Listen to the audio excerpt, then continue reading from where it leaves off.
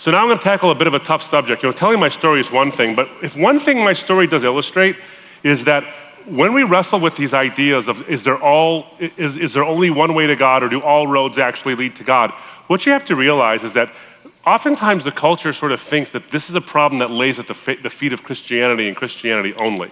Like Christianity is the only exclusive religion because yes, in John chapter 14, verse 6, Jesus says, I am the way, the truth, and the life. No one comes to the Father but by me. He also says elsewhere that the sheep hear his voice and to another's voice they will not listen. And Peter, of course, says there's no other name given under heaven to men by which we must be saved. So there's a lot of exclusive claims within the Christian faith. But we seem to suggest that, or seem to think as a culture, that Christianity is the only worldview that has a problem with this, and that it's intolerantly exclusive. And all of the worldviews seem to be so inclusive and okay with whatever you believe, which is just fundamentally untrue. When you study those worldviews, you'll find they're exclusive. Even the inclusivists are exclusive because they exclude the exclusivists. So there's always a way in which you see that. Truth has a way of doing that, When you look at truth, the very nature of truth is that everything that's false is not within the ambit of that which is acceptable. That's what truth is. If you believe that everything can possibly be true, even that which is contradictory, you're inviting disaster into your life and into the culture as well. And I wrote a few books on this subject. In fact, one of the ones that is on this topic of truth specifically is called Saving Truth. So I do recommend if this is a shameless plug, you see. But I will tell you that the proceeds from my books, all of them go to feed hungry children, but those children are mine.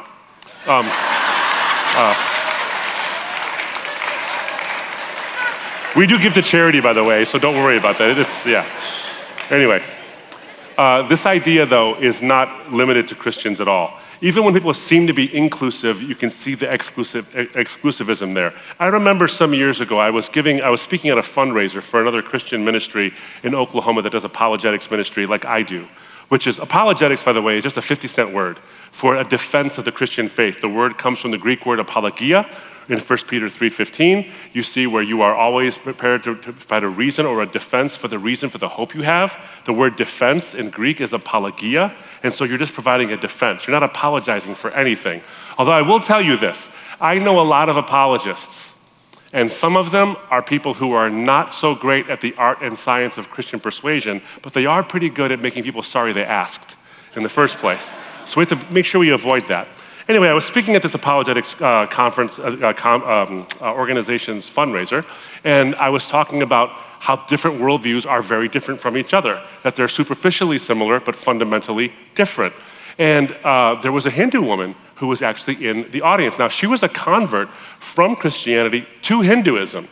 And I found this out because she told me, hey, I'm a convert from Christianity to Hinduism. So I picked up on what she was saying. I'm a sharp guy that way. So she says this, and she had an Om charm on her necklace. And I said, hey, is that meaningful for you? Does that mean something to you? And she says, oh yes, it wasn't just decoration. It meant something, and that's how she disclosed to me that she was a Hindu. She said, I was tracking with you on so many things, right up until the part where you talked about the exclusive means of salvation or enlightenment or ultimate destiny. I was tracking with you just until then because you were getting everything right up until that part, because I really believe, honestly, all paths lead to the ultimate destiny. And so you were a Muslim, you became a Christian. For you, Islam wasn't the path, and Christianity was. It's one step on the path towards ultimate enlightenment. And in another life, it might be something different. For others, Christianity isn't their path, and they become Muslims or become Hindus, and that's their path towards enlightenment. So we're all on a path, and just because you happen to believe this thing now doesn't mean it's ultimately true. And I said, that's interesting. You believe, of course, as a Hindu, that the ultimate destiny of all humanity is to realize their inner divinity and become one with God, or become one with the Brahman, the impersonal absolute. You believe that, right? She said, yeah. And you believe that you get there through working off your karma, through various cycles of samsara, death and rebirth and all these things, and you eventually get there. She said, yeah, that's how you get there. I said, so you believe that your ultimate destiny, my ultimate destiny, everyone's, is eventual union with the creative force of the universe, or the creative force of all reality. She said, yes. I said, that's interesting that you say that, because Christianity says that's the first sin.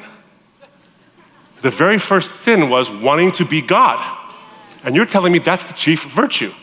So how can this worldview be true and you want to include it when it contradicts fundamentally your worldview? How can you come to that conclusion? And she wrestled with it for a little while. Then she said, well, I came to this belief, because I asked the why question, why are you a Hindu? And she said, well, because Jesus came to me in a dream. I said, wait, you became a Hindu because Jesus came to you in a dream? And she said, yeah, and this is what he told me.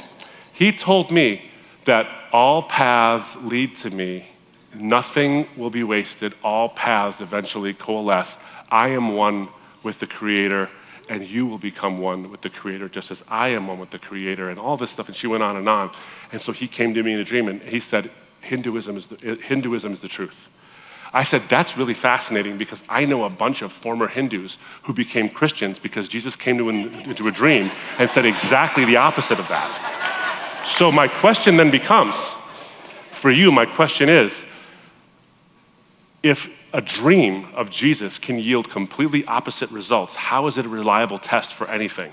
If you went and got a medical test and you did this test and it gave you results A, and then you took the test again and it gave you not A, would you be satisfied with that? You'd say something's amuck with the test. So your test is something's wrong with this test.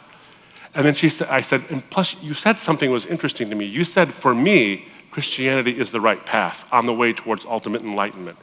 It's interesting you put it that way, because what you just said was, Christianity is right for you now, but ultimately you'll realize your union with God, and so you'll realize how wrong you were. Do you see what she tried to do? She tried to be inclusive while being subtly exclusive. You're right for you now, but ultimately you're wrong. You can't get away from it. Everyone essentially has an exclusive worldview. Everyone does. So her exclusivism was veiled under a cloud of seeming inclusivism. And what this does is it actually robs us of doing the hard work of disagreeing without being disagreeable. I think we can do this, I think we can. I think we can come together and disagree without being disagreeable. We can say we have very different worldviews, but I want to know about yours. I want to hear about yours. I want to hear what's good about yours, because not every worldview is 100% absolutely untrue in every aspect. There's plenty of value to be drawn from other worldviews. But ultimately, there comes some time when there's very serious disagreement, and they're fundamentally disagreeable. They're not the kind of things where it's like superficially different, but fundamentally the same. It's exactly the opposite of these things. But we can do this without being disagreeable. It was Stephen Prothero, the professor of comparative religion out of Boston, who made this comment in his book, God is Not One. He says that for some reason we have this idea that we basically need to agree that all religions are the same, and we do this with nothing else. We don't do this with economics, we don't do this with politics, nothing else. Here's the quote. He says, no one argues that different economic systems or political regimes are one and the same. Capitalism and socialism are so obviously at odds that their differences hardly bear mentioning.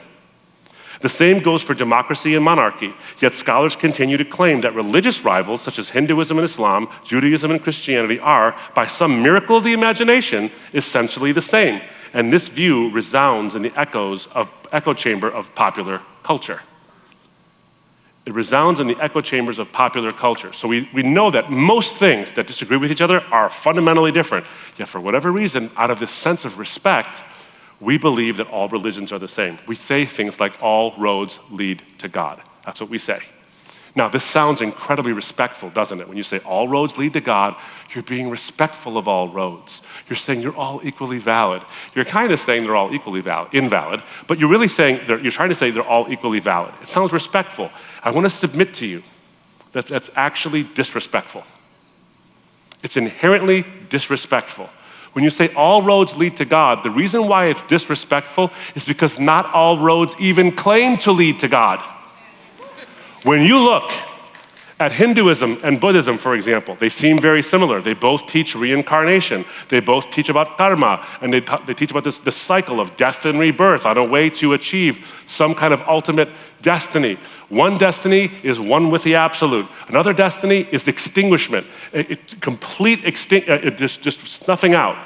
Buddhism, as Buddha taught it, as the Buddha actually taught it, was that your self is an illusion. You don't actually have a self. All you are is an accretion of karma that needs to be worked out in the cycle of life and death, eventually realizing that that karma dissipates and you, in fact, don't really exist. That was a claim from Buddha, and Buddha was actually a Hindu who rejected the idea of the self. And the self is fundamental to Hinduism. The Atman, the self, is Brahman. It is the ultimate creative force of the universe. So without a self, you can't have Hinduism. But Buddha rejected the idea of the self to create Buddhism. These two things are very, very different. So to say to a Buddhist and to say to a Hindu, you believe basically the same thing, is to insult the Buddhist and the Hindu to say, I don't take either of your worldviews seriously. How dare I look at a Muslim and tell her that your belief that God is one, absolutely one, there is no differentiation, there's no Godhead, there is no triunity in God, it's absolutely one. How dare I tell her that her belief about God is exactly the same as my belief about God, and the differences are basically superficial? What's the point of Islam if there is no difference? What's the point? I disrespect 1,400 years of theological tradition if I do that. You see what I'm saying here? Is that to say that all roads lead to God sounds really, really nice, but ultimately it's really, really insulting. Because it doesn't give people what I call the dignity of difference. The dignity of difference. What we have to do is give people the dignity of difference so that we can actually understand who and what they are. You can say there's a difference. I take your worldview seriously enough to hear what you have to say that might challenge mine, and now we can have a real discussion instead of these polite discussions where we don't talk about anything really. That's not helpful, especially not on a spiritual journey. Had that happened, I wouldn't have become a Christian. In fact, let me share this story with you. I was giving my testimony, the one you just heard. I was giving my testimony to at a men's group, and it was a fairly large crowd, actually, and there was a guy in the front row as I was giving my testimony, and he was taking notes. I mean, taking notes, like furious notes. Like he wasn't angry at me, it's just that the smoke was coming from the page, so he was writing. And I was thinking, that dude is gonna be the first person who talks to me as soon as I close my notes. And sure enough, he was. First guy. And by the way, it's my favorite part of the evening. In fact, we're gonna do that later on if you guys are willing, and I think that if the church is willing. I'm committing you to something that I think you're okay with, is that if you wanna talk to me after the Q&A, I'd love to have some interaction with you guys afterwards. So he came up to me and he said, hey, I really appreciated the way you didn't disagree with Islam when you talked about why you became a Muslim. And if you heard my testimony, you'll notice that I didn't really talk about anything false about Islam or backwards or whatever. I didn't do that. Now, I disagree with it, but I didn't do that. I don't focus on that. So I see why he thought that. He said, you didn't disagree with it when you talked about it. I said, well, that's not exactly true, because if I didn't disagree with it, I would have stayed that way and saved myself and a lot of people I love a whole lot of pain. But I see what you're saying. Do you have a question? He says, well, I want to show you something. And if you're a public speaker, you know this. If someone says, I want to show you something, it's going to be a long conversation.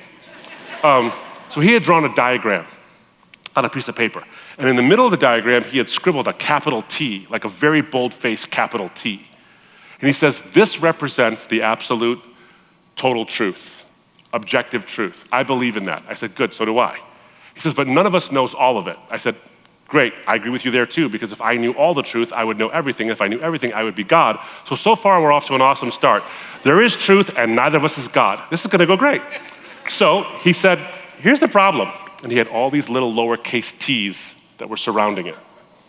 And they had arrows pointing towards the capital T. He says the little lowercase t's represents each human being. Each one of us has incomplete versions of the truth. I said, well, yeah, I mean, incomplete in the sense that I don't know everything. He said, yeah. So all of our incomplete versions of the truth mean that all of our truths are equally valid. And I said, well, hold on. You're telling me that Pol Pot, Idi Amin, Mao Zedong, Adolf Hitler, I can keep going, Mussolini, I can keep going. These men all had equally valid versions of the truth, say compared to Mahatma, to Teresa, to Jesus, to Desmond Tutu. I mean, I can name them too. You're telling me that their versions of the truth and their versions of the truth are equally valid. This is what he said to me. These are his words. He said, I can tell you that I don't prefer those men's version of the truth, but because mine is incomplete, I can't disagree with them. And I said, buddy, if there's anybody you can disagree with and be safe in a room, it's Hitler. People are cool with that. I said, so wait a minute, are you telling me that you can't disagree with anybody? He said, that's right, we shouldn't disagree with anybody. I said, sure we should. He says, no, we shouldn't. I said, you just did it. Now, that's a lawyer trick, I set him up. But here's the thing. This conversation was much longer than this, of course. And over the course of the conversation, what I began to see was this is a very well-read man. This is not some guy who just thought of these things while he was riding the bus or something. He thought these things through, he wrote them down, he read the books, very wise, very smart, very, very elegant man, all these kind of things. But he was willing to sacrifice his God-given wisdom on the altar of his preferences in a post-truth world because he didn't want to engage in the hard work of giving someone the dignity of difference, because that creates conflict. We can't have conflict. We have to have tolerance. But here's the thing, this is the important thing. When we engage in these kinds of things, what we end up doing is losing the true understanding of what tolerance actually is. You see, okay, as a lawyer, I litigated a lot of product liability cases. And when you litigate as a defense lawyer, when you litigate these product liability cases, you gotta have expert witnesses. And a lot of times they were the engineers who were developing a product that, like, let's say it failed, like a tire end or whatever it was, a tie rod end in a car or in a truck had failed. And so the question was, did you design it properly? Did you design it properly for heat tolerance, for tolerances to cold, to tolerances to vibration or magnetism or whatever it might be? Did you test it properly for tolerances to cold and heat and magnetism and electricity and all these things? Did you test it so that it could withstand these stresses? You see, tolerance in an engineering sense is not the ability to dissipate stress, it's the ability to put up with stress. So a true tolerant faith acknowledges that other faiths and other ideas are gonna stress you out. They're gonna challenge you. And if you say, no, let's smooth it all over, you're not about tolerance. I don't even know what you're about, frankly. It's about nothing. It ultimately gets rid of the idea of tolerance altogether. But if we engage in this idea of giving someone the dignity of difference, then we can have true tolerance. Now, the problem is that when we get rid of this idea of tolerance and get rid of this idea that maybe things are different, we find ourselves believing the unbelievable. Sort of where, you ever hear the phrase, you're so open-minded, your brains fall out kind of a thing? It's kind of that. Now, I'm gonna give you a quote from a very smart man. His name is Reza Aslan. Now, my understanding is correct. Reza Aslan's story is that he was a Muslim, became a Christian, and became a Muslim again. And he's married to a Christian woman. Now, this is a very well-known personality on television, and he created a series of, it was a documentary on belief. I think it was called The Believers. And it was about different fringe sects of various religious systems. And when he was promoting this program on CNN, he basically said this. His goal was to smooth over the differences between the faiths. And in the LA Times, as he was promoting this series, this is what he said. There is no proof for the existence or the non-existence of God. Okay, hear that. There is no proof for the existence or non-existence of God, and anyone who tells you otherwise is trying to convert you. Oh, okay. Now here, listen. Faith is a choice, but it's not an irrational choice. It's not an irrational choice. It is the result of one's empirical experience of the world and of reality and one's place in the world. You either believe that there is something beyond the material realm or you don't, and you can't be convinced one way or the other. There are so many contradictions in that one statement that I don't know where to start, but I'll start at the beginning. Here's what he says.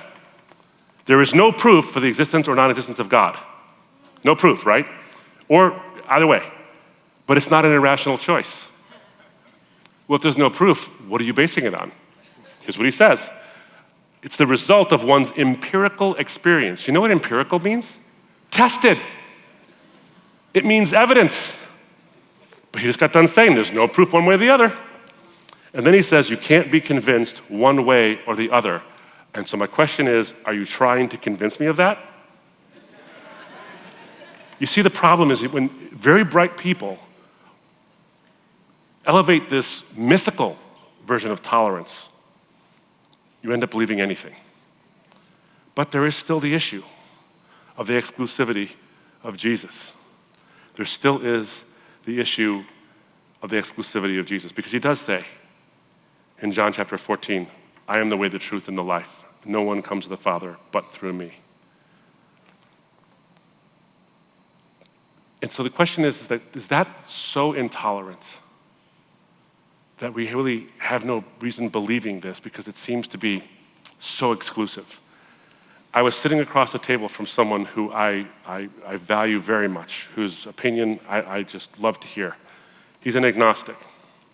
He passed away, but before that he was an agnostic. And we had great conversations, and they would be deep. They would start off sort of superficial, but they could always get deep in a hurry with him. So I asked him a question. I said, hey, what is your chief hang-up with Christianity? Give me your big one. And he said, oh, arrogance. It's easy. It's arrogance. I'm like, whoa, that was fast. And he said, yeah, I've been thinking about this one. You're all arrogant. And he says, well, not you. I'm like, oh, thank you for accepting me from the whole of Christendom. I appreciate that. I said, well, explain. And he said, well, you guys think you have a lock on the truth. You think that the only way to heaven is if you believe in Jesus, and you guys have a lock on the truth because you have this special door into heaven because you know this guy, Jesus, and everyone else, no matter how sincere they are, whether they're Muslim or atheist or Christian or Krishna or Jain or whatever it might be, they're all on their way to hell because they don't know this one thing that you know. And that seems to be incredibly arrogant to me. It's quite a charge. So I thought for a second, and I said, well, let me ask you a question. By the way, he was a secular humanist minister. He was ordained as a secular humanist minister, which is weird because ordination means that something from on high said, you should be this. And he doesn't believe in something on high, so I'm kind of like, who ordained you exactly? But there he was, ordained secular humanist minister. And that's okay. Now I said, because he's that, I said, do you agree with the Secular Humanist Manifesto too? Now, there's a lot of manifestos from secular humanism, but the most popular one, at least at the time, was the Secular Humanist Manifesto 2. And I happen to have part of it memorized. So I said, do you agree with the following statement from the Secular Humanist Manifesto 2? Human beings have the ability and the responsibility to lead ethical lives of personal fulfillment that aspire to the greater good of all. He said, oh yeah, that's beautiful. Absolutely, I agree with that. 100%. I said, okay, so you agree with the idea that human beings have the ability and the responsibility to lead ethical lives of personal fulfillment that aspire to the greater good of all. He said, yeah. I said, well, it's interesting you say that because I believe in the gospel, and the gospel tells me that I don't have this ability inherently in me, that I ultimately have this ability to seek myself, to seek my own good, and that every human being, though we have good in us because we're made in God's image, we are ultimately seeking our own self-interest, even at the expense of others. That this is something that's inside me and inside my wife and inside my kids and inside you. So I need someone who's not me to save me from me. In other words, I believe in him, not me, but you believe in you. Who's arrogant? So, and we had that kind of relationship where we could do that, you know. We had a great conversation afterwards, actually. It was really quite great.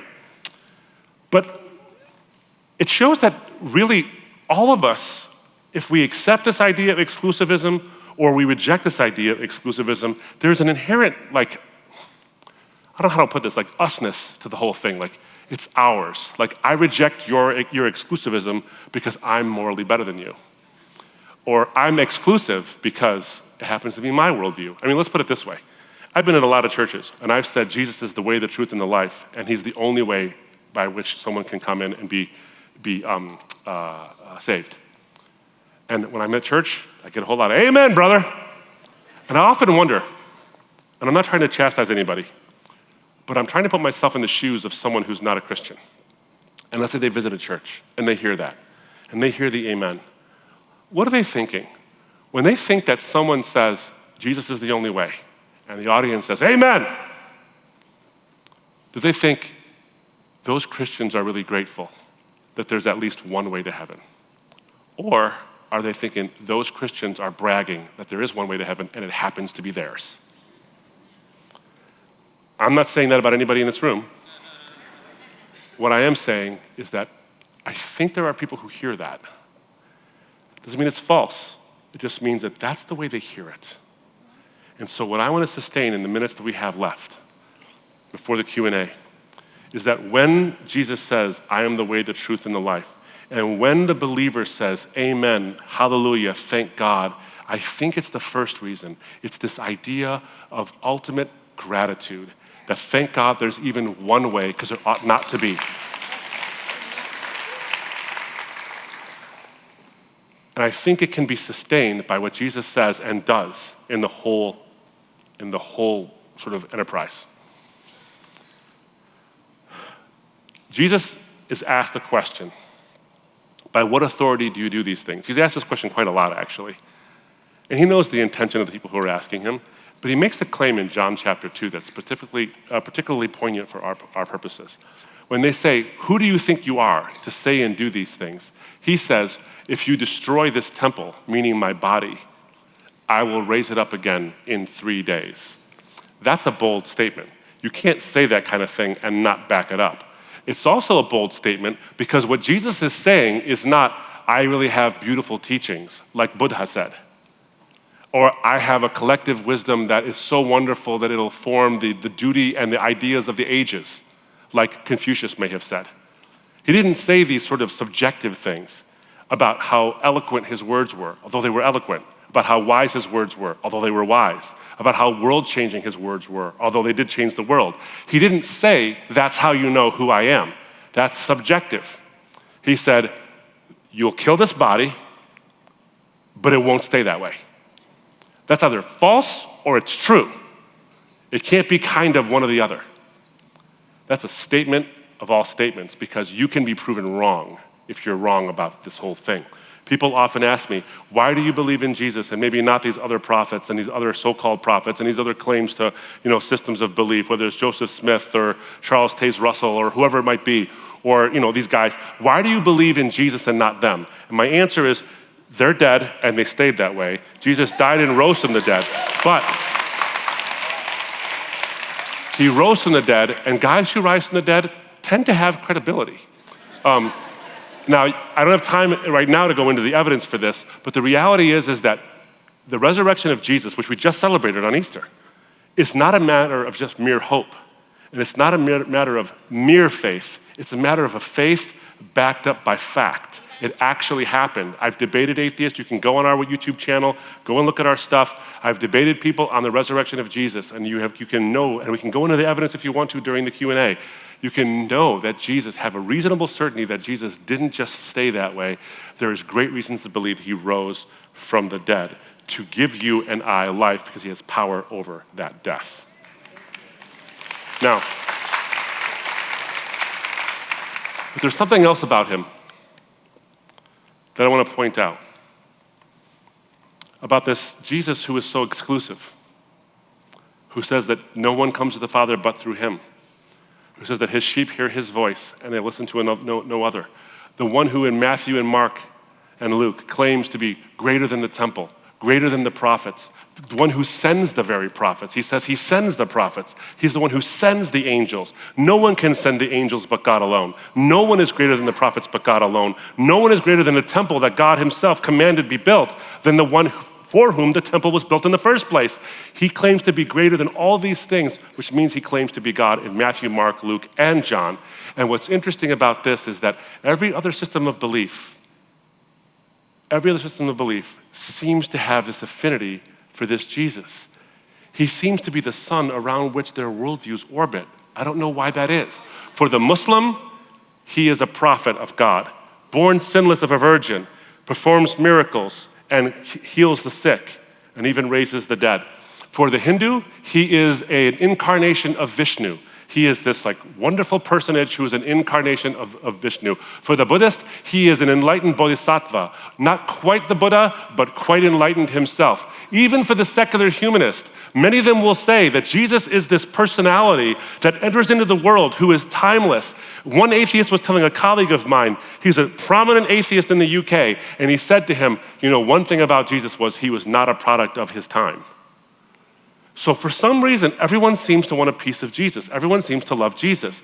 But as Samuel Zwemer said, they want to denude him of his cross. They want to denude him of his authority, ultimate divine authority, and take away that cross. And as Samuel Zwemer said, like Judas, they betrayed the Son of Man with a kiss. because they take away that which is essential. He didn't say, I came to teach you a bunch of really cool things, although he did do that.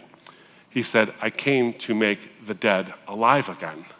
I came to give my life as a ransom for many. That was his stated purpose. That's interesting to me because when I look at what the cross really is, I find myself amazed and awed at this moment in history where this act by this Jewish peasant on a hill in an outpost of a Roman province that the Romans kind of forgot about. It was considered a punishment if you had to go and govern it. That's how much they didn't want to do it. And yet this action that happens on that hill where Jesus dies, claiming to be the one who pays your debt for you, and then rises from the dead in a grave not far from there. It's interesting to me that this is the crux of all of history. The crux of all of history is there in this one place. And Jesus, the personage of Jesus, becomes the sun around which all other worldviews seem to orbit. There's something about him. Prothero himself said that he is the figure of history about whom more books have been written than any other. It's not even close. If he's so exclusive, why does everyone want to include him in his books? Something about him. Something about him. It's funny, we think about him being exclusive, and yet there's this tenderness. While he dares you to prove him wrong, he also dares you to consider that maybe he's right. You see this. You see this in the parable in Luke chapter 14, verses 12 and following. It's the parable of the banquet. Now, people have said that Christianity is intolerantly exclusive. It's super exclusive. It's only for this club. My friend said the same thing. In the parable of the banquet, you see this parable, and I'm not going to go into the whole thing for you except to say this, summarize the whole story, is that Jesus is talking about the way God acts towards people, how he loves them. And so there's this guy who's a rich man, and he throws a banquet, and he tells his chief servant, go and invite certain people to come. And they all give lame excuses. Oh, I can't come to the party because I bought something and I have to inspect it, or I bought land, I have to go look at it, I just got married. All these lame excuses. And so he's upset. He's like, they won't come to my party? Well, you go and you get people from the highways and the byways, people who are typically rejected, you bring them into the fold. And they said, we brought them in and there's still room. Great, then you go everywhere you can go and get people and bring them in to the banquet store because I want my house to be full. He wants his house to be full. If Jesus is the only way, as he says he was, yet he also wants his house to be full, it suggests to you and to me that though the means of salvation is exclusive only through the cross of Christ and what he did for us, the invitation is the most inclusive there is. For God so loved the world. For God so loved the world, that's everyone, that he gave his only begotten Son, that whosoever shall believe in him, that's anyone, will not perish, but have everlasting life. Now, I look at this and I see a world where we're so polarized, especially over the personage of Christ. And he predicted that. He predicted that we would divide over him. He knew it was coming. And I'm reminded of a poem, and I'll close with this, because we're going to interact with some Q&A now. And as I said before, if you're someone who's, struggling with doubt in your faith, or you're someone who comes from a different faith altogether, or no faith at all, please, I want you to be the first to ask the questions. But I hope, no matter how you've come here, that you felt a sense that you're welcome, even if you don't agree that Jesus is the only way. I'm reminded of this poem by Thomas Bracken. It's called Not Understood. And this is what happens when we don't understand each other. He says, not understood, we move along asunder. Our paths grow wider as the seasons creep. Along the years we marvel and we wonder why life is life, and then we fall asleep. Not understood. Not understood how many breasts are aching for lack of sympathy. Day by day, how many lonely hearts are breaking. How many noble spirits pass away. Not understood. And then he says, oh God, that men would see a little clearer, or at least judge less harshly when they cannot see. O God, that men would draw a little nearer to one another. Perhaps they would draw nearer to thee and then be understood. Exclusivism doesn't mean you're not being understood.